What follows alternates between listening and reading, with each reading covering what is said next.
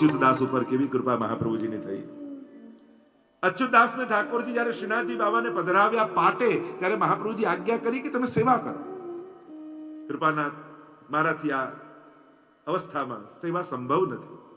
આપ કૃપા કરો કે હું જ્યાં છું એ ગુફામાં રહેતા રહેતા પણ મને માનસી સિદ્ધ થઈ જાય. અને મહાપ્રભુજીએ પોતાનું ચરણોદક આપ્યું. અને ચરણોદક આપ્યું ને એવી દ્રષ્ટિ થઈ ગઈ અચ્યુતદાસની, વ્રજની સઘળી લીલાઓ અચ્યુતદાસને પ્રગટ દેખાવા લાગી. જ્યાં દ્રષ્ટિ કરે ને જે લીલા સ્થળી હોય ત્યાં ઠાકોરજી પ્રગટ લીલા કરતા દેખાય. અને રોજનો ક્રમ ગુસાઈજીનો એવો થઈ ગયો. શ્રીનાથજી બાબાના શૃંગાર વસ્ત્ર આદિ કરી અને જ્યારે પાછા પધારતા હોય ગોકુલ, ત્યારે રોજ અચ્યુતદાસને મળીને પધારે. ત્યારે અચ્યુતદાસે વિનંતી કરી કે જયરાજ, આપ કેમ શ્રમ લો છો? મારા સુધી આપ કેમ આવો? હું આપના સુધી આવું. ત્યારે ગુસાઈજીએ કહ્યું, અચ્યુતદાસ, તમારી આંખોમાં અમને મહાપ્રભુજીના દર્શન થાય છે. જ્યારે ચરણોદક મહાપ્રભુજીનું નેત્રમાં લગાડ્યું છે અચ્યુતદાસે, જાણે શ્રી વલ્લભ એમના નેત્રોમાં વસી ગયા. અને શ્રીનાથજી બાબા જે વસ્ત્ર શૃંગાર ધર્યા હોય ગુસાઈજીએ, એ અચ્યુતદાસની આંખોમાં દેખાય. ગુસાઈ એવી કૃપા અચ્યુતદાસ પર થઈ. શ્રી મહાપ્રભુજીના જયારે શરણે આવ્યા, કૃપા થઈ અને સિદ્ધાંત મુક્તાવલી નામનો ગ્રંથ એમના પર કૃપા કરીને મહાપ્રભુજી, એમ તો 8 ટીકાઓ છે સિદ્ધાંત મુક્તાવલીમાં, અને મહાપ્રભુજી એ ગ્રંથનો પ્રારંભ કરતા પ્રથમ શ્લોકમાં આજ્ઞા કરે. જો દરેક ગ્રંથોનો પહેલો શ્લોક લઈને પછી આપણે જઈશું તો ઘણી વાર કહું ને, શર્ટનું પહેલું બટન બરાબર લાગે ને તો બાકી બધા બટન બરાબર લાગી જાય. પહેલો શ્લોક સમજીને, આ ચાવી રૂપ છે. જેમ ચાવી, આ મોટું મકાન હોય એનાથી નાનું દરવાજો હોય, એનાથી નાનું સાંકળ હોય, એનાથી નાનું તાળું હોય, એનાથી નાની ચાવી હોય. પણ એક ચાવી આપણા હાથમાં હોય તો આપણે શું કહીએ? ઘર મારી પાસે જો, અરે તારી પાસે તો ચાવી છે. પણ ચાવી જેની પાસે હોય, મકાન એની પાસે કહેવાય. અને એક નાનકડી ચાવીને જો યોગ્ય દિશામાં ફેરવો તો આખું ઘર ખુલી જાય. એમ જ આ પ્રથમ શ્લોકો ચાવી જેવા છે. એને જો યોગ્ય દિશામાં ફેરવશો ને તો આખું ઘર, ગ્રંથરૂપી ઘર ખુલી જશે. અહીંયા સિદ્ધાંત મુક્તાવલીનો પ્રારંભ કરતા શ્રી મહાપ્રભુજી આજ્ઞા કરે છે, નત્વા હરિમ પ્રવક્ષ્યામિ સ્વસિદ્ધાંત વિનિશ્ચયમ. પહેલા સર્વ સિદ્ધાંતની વાત હતી, હવે આ ગ્રંથમાં સ્વ સિદ્ધાંતની વાત છે. કૃષ્ણ સેવા સદા કાર્ય માનસી સા પરામતા. મહાપ્રભુજી હવે આ સિદ્ધાંત મુક્તાવલીમાં સ્વ માર્ગના સિદ્ધાંત, પહેલા અન્ય માર્ગોના સિદ્ધાંત બતાવ્યા, હવે આપણા પુષ્ટિ માર્ગના સિદ્ધાંત, અને એનો પહેલો સિદ્ધાંત બતાવતા મહાપ્રભુજી આજ્ઞા કરે, કૃષ્ણ સેવા સદા કાર્ય માનસી સા પરામતા ચેતસ તત્પ્રવણમ સેવા તત્ સિદ્ધે તનુવિત્તજા. મહાપ્રભુજી સમજાવે, તત સંસાર દુઃખસ્ય નિવૃત્તિ બ્રહ્મ બોધનમ. કૃષ્ણ સેવા સદા કાર્ય. જો આ સનાતન આજ્ઞા છે. સેવાના અનેક રૂપ હોઈ શકે છે, પણ કૃષ્ણ સેવા સદા કાર્ય આ શાશ્વત મહાપ્રભુજીની આજ્ઞા છે. અને સેવા અનેક પ્રકારની. જો ઘરમાં 5 જણા સેવામાં જોડાતા હોય તો બધાને કે શૃંગાર કરવા ન મળે, અને શૃંગાર કરવા એ જ સેવા, એવું કોણે કહ્યું? ભોગ ધરવું એ જ સેવા, એ કોણે કહ્યું? સેવામાં સહાયક બનવું એ પણ સેવા, પ્રચારક બનવું એ પણ સેવા. ઘણા ઘરોમાં એવું હોય છે કે ઘરના 15-20 જણા સાથે રહેતા, સૌરાષ્ટ્રમાં આખું કુટુંબ ભેગું રહેતું, અને બધા જ સેવામાં હોય. તો કોઈ રસોઈની કરતું હોય, કોઈ ટોકરીની સેવા કરતું, કોઈ માળાજીની સેવા કરતું હોય. તમારી સેવા પ્રભુ સુધી પહોંચે, પ્રભુ નિમિત્ત જે કરો છો તમે સેવામાં જ છો. આપણે તો એમ નથી થતું કે આને એક માળા ધરાવી, મારે તો માળા રહી ગઈ, એટલે ઘરના એક આવીને બધા એક માળા ધરાવે. આ તો પ્રભુને શ્રમ પડે. ઘણી જગ્યાએ એવું હોય છે, લો આને લાભ મળ્યો ને અમે તો રહી ગયા. આ સેવા, સેવાના સ્વરૂપને, સેવા શબ્દને સમજવું બહુ નિતાંત આવશ્યક. અને એટલા માટે જયારે એ સમજાશે તો પછી સમજાશે કે સેવા કહેવાય કોને. આપણે ત્યાં તો પ્રભુના સુખનો વિચાર, એને જ સેવા કહીશ. અને એની અભિવ્યક્તિ એ શૃંગાર, સામગ્રી, ભોગ એના અનેક દ્વારા કરી શકાય. કૃષ્ણ સેવા સદા કાર્ય માનસી સા પરામતા. અને માનસી એ પરમ સેવા છે. ઘણી વાર લોકો માનસી એમ સમજે કે મનમાં બેઠા બેઠા મનથી વિચારવું એને માનસી. આ માનસી ન કહેવાય, એ તો પરામતા. જેમ આપણે ત્યાં જપના પ્રકારમાં પણ ભગવાને બતાવ્યું, વાચિક, માનસિક, ઉપાંશુ, આ બધા અનેક પ્રકારના જપ કયા છે. તો મનમાં કરવું એ માનસિક જપ નથી. જપ કરતા કરતા કરતા મન એવી અવસ્થામાં આવી જાય કે મન અખંડ જપ કરવા લાગે, એને કહેવાય માનસી જપ. એ ફલરૂપા છે માનસી. એમ જ તત્સિદ્ધે તનુ વિત્તજા મહાપ્રભુજી સમજાવે છે કે આ માનસીની સિદ્ધિ કઈ રીતે થશે?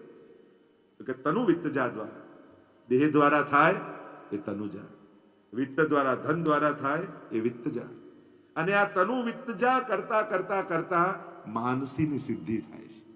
તમે વાર્તા સાહિત્યમાં જોવા જશો તો તનુજાની પણ પ્રકાર તમને વાર્તા જોવા મળશે, વિત્તજાનો પણ પ્રકાર જોવા મળશે, તનુ વિત્તજાનો પણ પ્રકાર જોવા મળશે, અને એના દ્વારા માનસીની સિદ્ધિ. રાજા આસ્કરણદાસજીની વાર્તા જુઓ, કેવી માનસીની સિદ્ધિ થઈ. યુદ્ધના મેદાનમાં લડતા લડતા પણ ભગવત સેવા ચાલી રહી છે. અને એવો પ્રસંગ આખો વર્ણન કરીએ છે ને કે યુદ્ધ કરતા કરતા મનથી માનસી કરતા કરતા આસ્કરણદાસજીને એમ થયું કે ઠાકોરજીના રાજભોગનો સમય થયો અને કઢીનો ડબરો ભોગ ધરવા જાય અને ઘોડાને ઠોકર વાગી યુદ્ધના મેદાનમાં. અને ઇતિહાસ એમ લખે છે કે એમને થયું કે ડબરો ઢોળાઈ ગયો અને યુદ્ધના મેદાનમાં એમના કપડા કઢીવાળા થઈ ગયા. આ માનસીની સિદ્ધિ. એવા તો અનેક પ્રસંગો આપણે ત્યાં છે. અને આસ્કરણદાસજી માટે તો એવી આજ્ઞા ગુસાઈજીએ કરી હતી બેટીજીને કે ઠાકોરજીને ભોગ ન ધર્યો હોય ને અને જો આસ્કરણદાસજી આવી જાય તો એમને લેવડાવી દેવું, કારણ કે એમના તો હૃદયમાં ઠાકોરજી બિરાજે છે. હૃદયમાં ઠાકોરજી આરોગીને જ એમને પ્રસાદી લેવડાવશે. અને એકવાર એવું થયું, બેટીજી ઠાકોરજી નવનીત પ્રિયાજીને ભોગ ધરવા જતા હતા અને એટલામાં આસ્કરણદાસજી દેખાયા અને એમને પ્રસાદ લેવડાવી દીધો.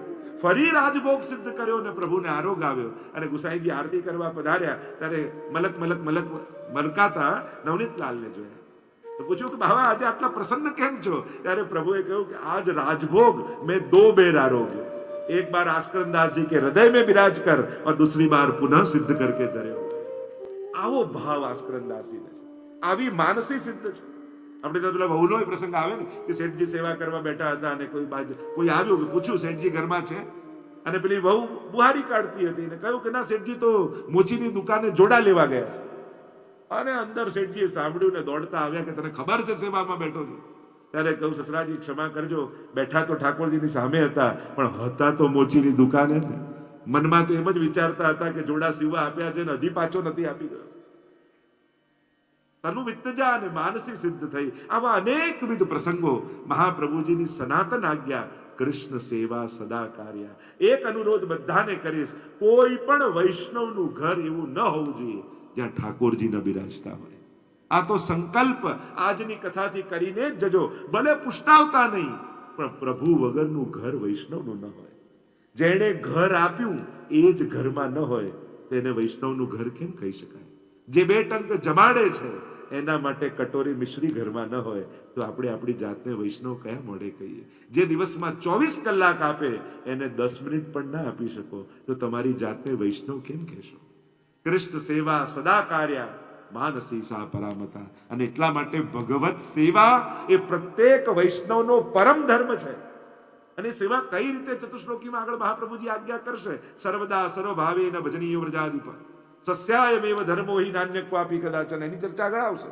પણ ભગવત સેવા અભાવે પણ પધરાવો, અભાવે પણ કરો. કરતા કરતા ઠાકોરજી પ્રેમનું દાન કરશે.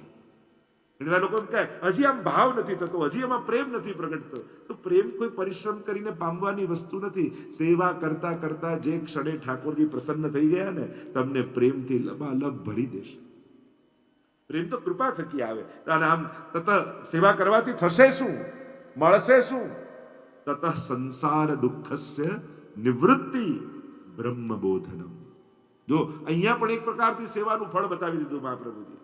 તત સંસાર દુઃખસ્ય, સેવા કરતા કરતા સંસારના સમસ્ત દુઃખોની નિવૃત્તિ થઈ જશે. તો શું સંજોગો બધા જ ગોઠવાઈ જશે? તો કે ના, સંજોગો તો એવા જ રહેશે, તમારી સમજ ગોઠવાઈ જશે. તમારી જે દુનિયાને જોવાનો દ્રષ્ટિકોણ છે ને, પછી એમ થશે મારો નાથ મારા માથે બિરાજે છે, પછી ચિંતા છે નહીં. મારો ઠાકોરજી બધું જ કરશે. જો ને વસુદેવજીના માથે ઠાકોરજી આવ્યા, બેડીઓ હતી, બંધનો હતા, પણ જ્યાં ઠાકોરજી માથે લીધા બધી બેડીઓ ખુલી ગઈ. એમ જ જ્યાં સુધી બેડીઓ ત્યાં સુધી જ છે, જ્યાં સુધી માથે ઠાકોરજી નથી. જે ક્ષણે માથે પ્રભુ પધરાવી લેશો ને, સંસારના બધા બંધનોની બેડીઓ ખુલી જશે, માર્ગ મળી જશે અને કારાગૃહથી નંદાલય સુધી પહોંચી જશો, જ્યાં આનંદ સિવાય બીજું કાંઈ નથી. તથા સંસાર દુઃખસ્ય નિવૃત્તિ, સંસારના સમસ્ત દુઃખોની સમાપ્તિ થઈ જશે. જો દુઃખ આવે કે નહીં એ આપણા હાથમાં નથી, પણ દુઃખી થવું કે નહીં એ આપણા હાથમાં ચોક્કસ છે. વરસાદને રોકી નથી શકતા, છત્રીને તો ખોલી શકીએ છીએ. જો સંજોગોને પરિવર્તિત કરવા, લોકોના દ્રષ્ટિકોણને બદલવું, લોકોને બદલી નાખવા એ આપણા હાથમાં નથી, પણ આપણી જાતને બદલી નાખવી એ ચોક્કસ આપણા હાથમાં છે. ઘટનાઓ આપણા હાથમાં નથી, પણ અર્થઘટનો તો આપણા હાથમાં છે ને. જીવનમાં બનતી ઘટનાઓના અર્થઘટનો કેમ કરવા એ તો ચોક્કસ આપણા હાથમાં છે. અને જ્યારે પ્રભુ બિરાજી જાય છે અને ત્યારે કહ્યું તત સંસાર દુઃખસ્ય, સંસાર તો દુઃખમાલય છે જ. કોઈનો સંસાર એવો નહીં હોય જ્યાં ક્યારેક ને ક્યારેક દુઃખ ના હોય. બહુ સહજ છે. દુઃખ ન આવવું એ આશ્ચર્ય છે, દુઃખ આવવું એ આશ્ચર્ય નથી. અને એટલા માટે જ્યારે પ્રભુ માથે વિરાજી જાય છે ત્યારે એક નિશ્ચિંતતા આવી જાય છે, મારા માથે ઠાકોરજી છે ને બધું સારું થશે. આ ભાવ. અને એટલા માટે કહ્યું બ્રહ્મબોધનમ. એ ક્યારે દુઃખની નિવૃત્તિ થશે? જ્યારે બ્રહ્મનો બોધ થશે, જ્યારે ભગવાનને જાણી જશો. અને જ્યારે ભગવત જ્ઞાન થઈ જશે ત્યારે સંસારના સમસ્ત દુઃખોની સમાપ્તિ થઈ જશે. આગળના ગ્રંથ તરફ પ્રયાણ કરી. બોલો કૃષ્ણ કનૈયા લાલ કી જય. કારણ કે એક એક શ્લોકો એવા આકર્ષિત કરી રહ્યા છે કે કયા શ્લોક લેવા ને કયા છોડવા. આગળનો ગ્રંથ યમના બાલ મુક્તાશ્ચ પુષ્ટિ સિદ્ધાંત, એટલે કે પુષ્ટિ પ્રવાહ મર્યાદા ભેદ. આ ચોથો ગ્રંથ. મમય વાંશો જીવલોકે જીવભૂત સનાતન, જે ભગવદ આજ્ઞા ગીતાજીમાં છે. અને એ ગીતાજીની ભગવદ આજ્ઞા કે પ્રત્યેક જીવ મારો અંશ છે. અંશ તો છે, પણ મહાપ્રભુજી સમજાવે છે કે જેમ ભાગવતજીમાં સર્ગ લીલા છે, ગીતાજીમાં પણ દ્વૌભૂત સર્ગો લોકેસ્મિન, બે પ્રકારની સૃષ્ટિનું મેં સર્જન કર્યું છે. એક છે દૈવી સર્ગ અને બીજો છે આસુરી સર્ગ. એટલે કે સીધી સાદી ભાષામાં કહું તો દુનિયામાં ક્યારે બધા જ બગડી જવાના નથી અને દુનિયામાં ક્યારે બધા જ સુધરી જવાના નથી. બંને પ્રકારના જીવો છે જ, દૈવી અને આસુરી. બંધ સૃષ્ટિ, મુક્ત સૃષ્ટિ, જેની ચર્ચા ભાગવતજીના સર્ગ લીલામાં આવી. એ જ રીતે મહાપ્રભુજી હજી ઊંડાણમાં લઈ જતા એના ત્રણ ભેદ બતાવ્યા: પુષ્ટિ સૃષ્ટિ, મર્યાદા સૃષ્ટિ અને પ્રવાહી સૃષ્ટિ. એ જ વાતને વધારે ગહેરાઈમાં લઈ જતા મહાપ્રભુજી આ ગ્રંથમાં બહુ અદ્ભુત ભેદ બતાવે છે જીવ સૃષ્ટિના. કારણ કે દરેકને દરેકમાં પ્રીતિ થવી સંભવ નથી. જેનો જેવો અધિકાર એ જ અનુસાર એની સાધના, એ જ અનુસાર એની ભક્તિ થાય છે. તો આ ત્રણ પ્રકારના ભેદ બતાવ્યા: પ્રવાહી સૃષ્ટિ, મર્યાદા સૃષ્ટિ અને પુષ્ટિ સૃષ્ટિ. સુંદર રીતે સમજાવતા મહાપ્રભુજી આજ્ઞા કરે છે. પ્રવાહી સૃષ્ટિ જે છે, જે આસુરી સૃષ્ટિ છે, જે ભગવાને સંસાર ચલાવવા માટે જ પ્રગટાવી છે. અને એ સૃષ્ટિ ભગવાને પોતાના મનમાંથી પ્રગટાવી છે. મનસા એ સૃષ્ટિનું સર્જન થયું છે. જે વ્યક્તિ એમ કહેતો હોય કે આપણા તો મનમાં આવે એમ કરીએ, તો સમજી લેવું આ ભગવાનના મનમાંથી જ પ્રગટ્યો છે. એને ગમે તેટલું ભગવાનની વાત કરો, અરે સાક્ષાત ભગવાન સામે આવીને ઉભા રહી જાય ને તોય એને ભગવાનમાં વિશ્વાસ ના. કારણ કે એનું સર્જન જ ભગવાને સંસાર માટે કર્યું છે. એ સંસાર આસક્ત જ છે. સંસારના ભોગોને ભોગવતા એ પુનરપી જનનમ પુનરપી મરણમ પુનરપી જનની જઠરે શયનમ, એ સૃષ્ટિ ચક્રને ચલાવવા માટે જ આ સૃષ્ટિ છે. અને એને એમાં જ રત રહે છે. યાવત જીવમ સુખમ જીવેત ઋણમ કૃત્વા ધૃતમ પીબેત ભસ્મીભૂતસ્ય દેહસ્ય પુનરાગમન કૃત. આપણે ત્યાં ચારવાક મત હતો ને પ્રાચીન સમયમાં, આજે પણ એ મત બહુ પ્રસિદ્ધ છે. ચારુ વાક એને કહેવાય. ચારવાક, મીઠા મીઠા શબ્દો અને શબ્દોના ખેલ. ચતુરાઈ એ છે સારા સારા શબ્દોના ખેલ કરી લોકોને એવા ભોળવી દે પણ ભગવાનથી દૂર કરી દે. આ ચારવાક મત. યાવત જીવમ સુખમ જીવે, જ્યાં સુધી જીવો મજા કરો, ઉદ્ધાર કરો પણ ઘી પીવો, મર્યા પછી કોણ જોવા આવવાનું છે? આનો મત, આનો સિદ્ધાંત ચારવાક મત આને કહેવાય. અને આ ચાલે કે મજા કરી લો ને, એક જ લાઈફ છે ને એમાં મજા કરીને મરી જાઓ. એની મજા સજા બનીને આવતા જન્મમાં આવશે એનો ડર માણસને હોતો નથી. કારણ કે સૃષ્ટિના આ પ્રવાહ ચલાવવા માટે જ છે. બીજી પ્રકારની સૃષ્ટિ મહાપ્રભુજીએ સમજાવી અને એ છે મર્યાદા સૃષ્ટિ. મર્યાદા સૃષ્ટિ એ છે જે ભગવાનમાં માને છે, શાસ્ત્રમાં માને છે, પણ શાસ્ત્રના સાધન માં એને એવી રુચિ છે, એને યાત્રા કહો તો ગમે, એને અનુષ્ઠાન કહો તો ગમે, એને વ્રત કહો તો ગમે, પણ એને કહો કે તું ભગવત સેવા કર, એ સ્વરૂપ સેવામાં એને રસ ના. એટલે કે શાસ્ત્રોની મર્યાદામાં, શાસ્ત્ર આજ્ઞા પાળવામાં એને રુચિ છે, પણ સ્વરૂપ ભગવત સેવામાં એને રુચિ નથી, સ્વરૂપાસક્તિ નથી, ભક્તિ નથી. અને એટલા માટે મહાપ્રભુજી સમજાવે, પ્રભુએ પોતાની વાણી દ્વારા આ સૃષ્ટિને પ્રગટાવી છે. અને ભગવત વાણી, ભગવાનના શાસ્ત્રો ભગવાનની વાણીમાંથી પ્રગટ થયા છે. અને એટલા માટે એને સાધન માર્ગમાં રુચિ છે, ભગવત સેવામાં નથી. અને ત્રીજી પુષ્ટિ કાયેન નિશ્ચય, મહાપ્રભુજી આજ્ઞા કરે છે પુષ્ટિ પ્રવાદ મર્યાદા ભેદમાં, કે પ્રભુએ ત્રીજી પ્રકારની પોતાની નિજ સૃષ્ટિ પોતાના શ્રીઅંગમાંથી પ્રગટ કરી છે, એ શ્રીઅંગની સેવામાં. અને એમાં પણ ભેદ બતાવ્યા, પુષ્ટિ પુષ્ટિ પુષ્ટિ મર્યાદા, પુષ્ટિ પ્રવાહી, અંતર્ગત પુષ્ટિ ભક્તિના પણ ભેદો છે. કારણ કે પુષ્ટિ સૃષ્ટિ જે પ્રભુમાં આસક્ત છે એમાં પણ તમને જુદા જુદા ભેદ દેખાશે. અત્યારે બહુ ઊંડાણમાં નથી જતો, પણ આપણા જ સમાજમાં, આપણા જ વર્ગમાં તમને એના અંતર્ગત ભેદો દેખાવા મળશે. શુદ્ધ પુષ્ટિ જીવો કેવા હોય, કહ્યું તસ્માત જીવાહ પુષ્ટિ માર્ગે ભિન્ના એવ ન સંશય. મારા શુદ્ધ પુષ્ટિ જીવો બધા કરતા કંઈક જુદા છે, એ મારા માટે જીવનારા છે, પ્રભુ માટે જે જીવે છે એ જ શુદ્ધ પુષ્ટિ જીવ છે. એમ અહીંયા મહાપ્રભુજીએ આ જુદા જુદા પ્રકારના ભેદ બતાવ્યા. પુષ્ટિ મર્યાદા ભેદને આપણે વંદન કરીએ. આગળના ગ્રંથની જ્યારે ચર્ચા કરીએ છીએ ત્યારે યમના બાલ મુક્તાશ્ચ પુષ્ટિ સિદ્ધાંત, એટલે કે સિદ્ધાંત રહસ્ય નામનો ગ્રંથ આવ્યો. સિદ્ધાંત રહસ્ય પ્રસિદ્ધ ગ્રંથ છે. મહાપ્રભુજી જ્યારે પૃથ્વી પ્રદક્ષિણા કરતા કરતા પવિત્રા એકાદશીની રાત્રિએ ગોકુલમાં પધાર્યા. ગોવિંદ ઘાટ, ઠકરાણી ઘાટ, એ સમય ઠકરાણી ત્રીજ થી આપે ભાગવતજીના પારાયણનો પ્રારંભ કર્યો. એકાદશીની રાત્રિ આવી. એક સમય ચિંતા ચિત આઈ, દૈવી કે હિમિત જાની ન જાય, આ સુરી સો મિલી રહત સદાઈ, ભિન્ન હોય સો કોન ઉપાય. ચિંતા થઈ, એ હજારો દોષોથી ભરેલા જીવનો ભગવત સંબંધ કેમ થશે, પ્રભુ એનો સ્વીકાર કેમ કરશે? કારણ કે જીવ તો અનેક દોષોથી ભરેલો છે. ગીતાજી, ભાગવતજી આદિ અનેક ગ્રંથોમાં તમે જુઓ, દરેકમાં ભગવાન તો શરત એવી જ રાખે, બધા જ દોષોમાંથી મુક્ત થાય તો સ્વીકાર કરો. અરે સંસારમાં રહેનારો જીવ દોષોથી મુક્ત કેમ થાય? તો શું પ્રભુ આ જીવનો સ્વીકાર જ નહીં કરે?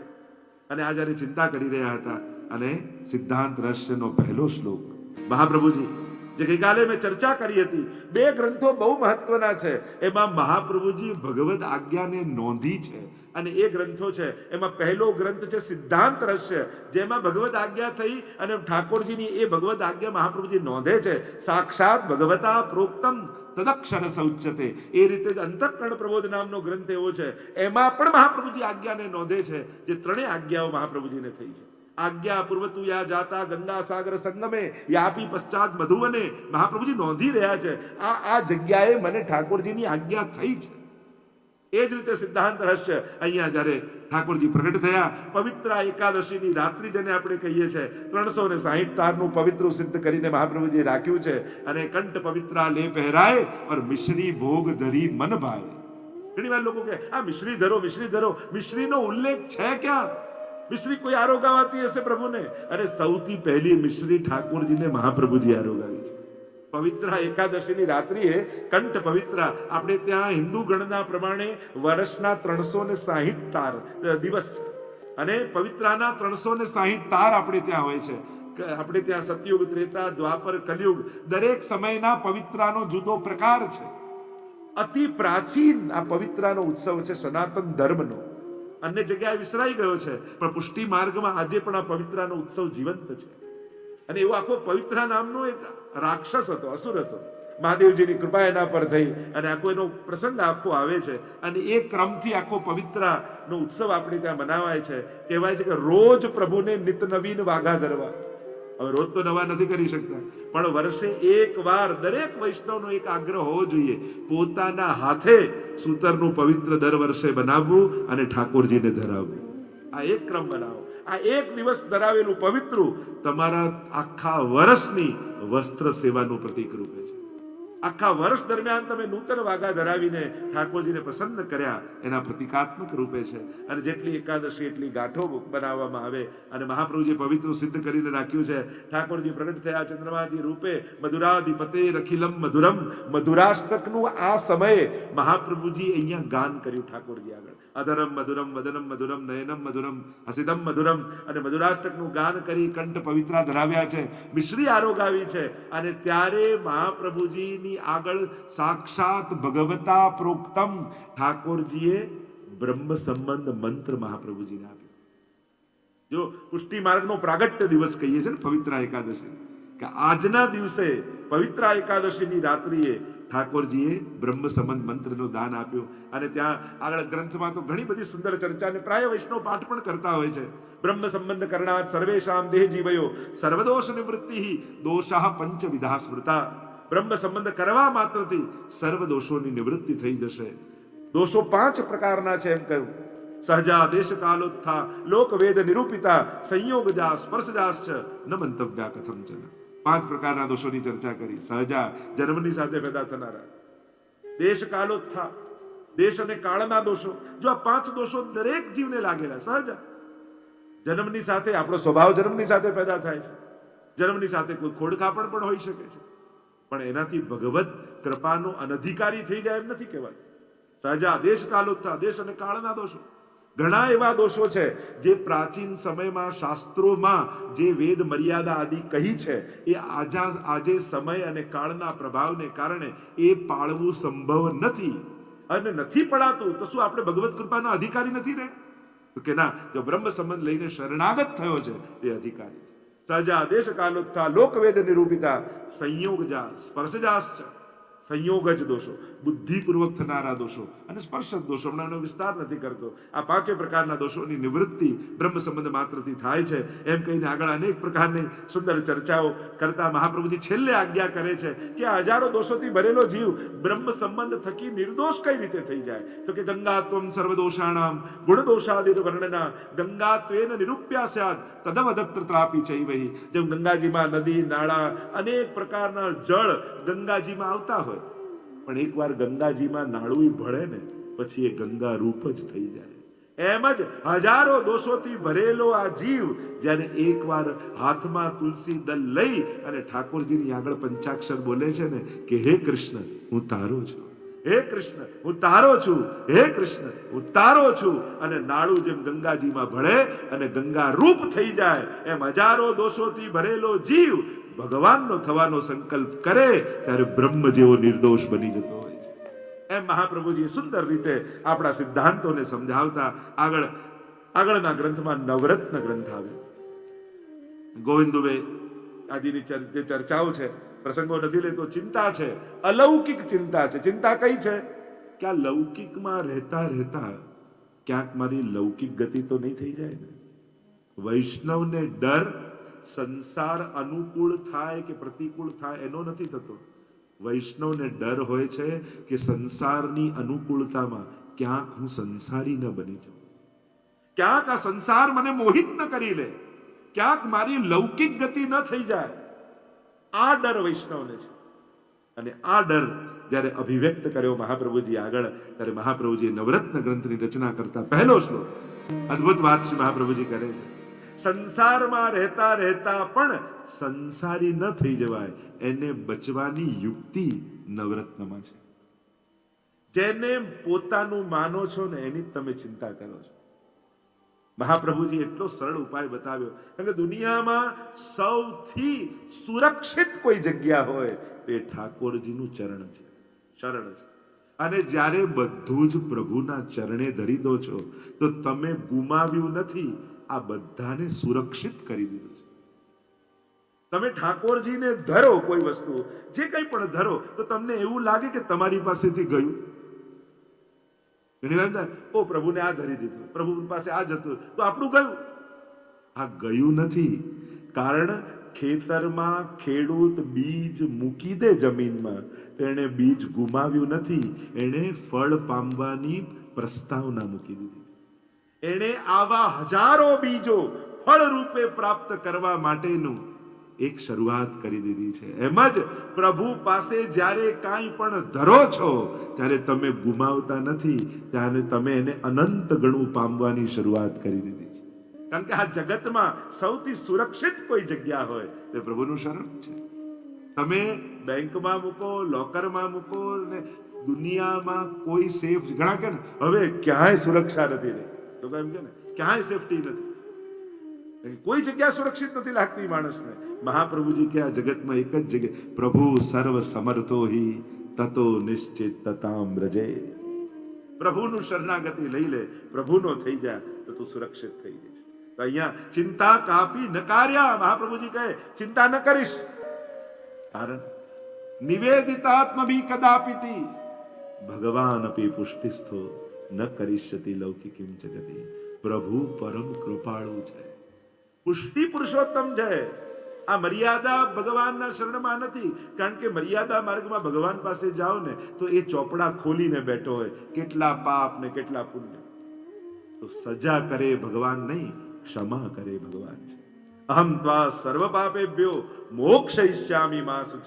गीताजी में तो भगवान कहते हैं मैं सजा देने नहीं बैठा हूं, मैं क्षमा देने बैठा हूं. તું તારા બધા પાપોને લઈને આવ ને, હું બધામાંથી તને મુક્ત કરી દઈશ. ગીતાજીમાં ભગવાન કહે ન શોક કરવાની વસ્તુનો તો શોક કરે છે. જે નાશવંત છે એ ક્યારે કાયમ માટે તારું રહેવાનું નથી, કારણ કે તું શાશ્વત કર. સુખને શાશ્વત બનાવવું હોય તો સુખ ભગવાનને બનાવી દો. ભગવાન જ મારું સુખ છે. જ્યારે પ્રભુ સુખ બની જશે તો તમારી પાસેથી સુખ કોઈ છીનવી નહીં શકે. કારણ કે તમારી ચિંતા કરવાથી થશે શું? કાંઈ નહીં. ધરીનો ધાર્યો મનસુબો, પ્રભુએ જે કર્યું છે નિજેચ્છાત, એની ઈચ્છાથી એ કરે છે. જીવનને દરેક પ્રસંગોને ઘટનાઓ રૂપે જોશો ને તો સુખ દુઃખનો અનુભવ થશે, પણ દરેક પ્રસંગને લીલા રૂપે જોશો તો દરેકમાં આનંદનો અનુભવ થશે. ભગવાન અપી પુષ્ટિસ્થો ન કરિષ્યતિ લૌકિકીમ જગતિમ. અનેક પ્રકારથી મહાપ્રભુજી આજ્ઞા કરે, અજ્ઞાનાદ અથવા જ્ઞાનાદ પ્રથમ આત્મનિવેદનમ. અરે જ્ઞાનથી કે અજ્ઞાનથી જેણે પણ આત્મનિવેદન સિદ્ધ કર્યું છે એના પર પ્રભુની નિશ્ચિત કૃપા થવાની છે. અદ્ભુત મંત્રો શ્રી મહાપ્રભુજી ચિત્તોદ્વેગમ વિધાયાપી હરિ યજ્ઞ કરિષ્યતિ તથૈવ તસ્ય લીલેતિ મત્વા ચિંતામૃતમ તજેત. બધું લીલાત્મક જોશો તો આનંદસ્ય હરે લીલા. ઠાકોરજી કઈ રીતે ખેલી રહ્યો છે, દરેકમાં એનો ખેલ દેખાશે અને ખેલ આનંદ આપનારો છે. અને જો લીલા રૂપે નહીં જુઓ તો પોતાના કર્મો થકી બનેલી ઘટનાઓ દેખાશે. વસ્તુ એ જ હોય છે, બે જણા ગાડીમાં જતા હતા ને ગાડી ભટકાઈ. એકને એમ થયું કે આપણી જોડે જ જો ને આવું થાય છે, આટલી ઉતાવળ છે ગાડી ભટકાઈ ગઈ. બીજાએ કહ્યું જો ઠાકોરજી આટલામાં બચાવી લીધા. પણ ઘટના તો એક જ છે. અર્થઘટનો જેવા કરો છો એવો દૃષ્ટિકોણ તમારો તમારા જીવનમાં પ્રસન્નતા કે ખેદ એને અભિવ્યક્ત કરતો હોય છે. વંદન કર્યા નવરત્ન ગ્રંથને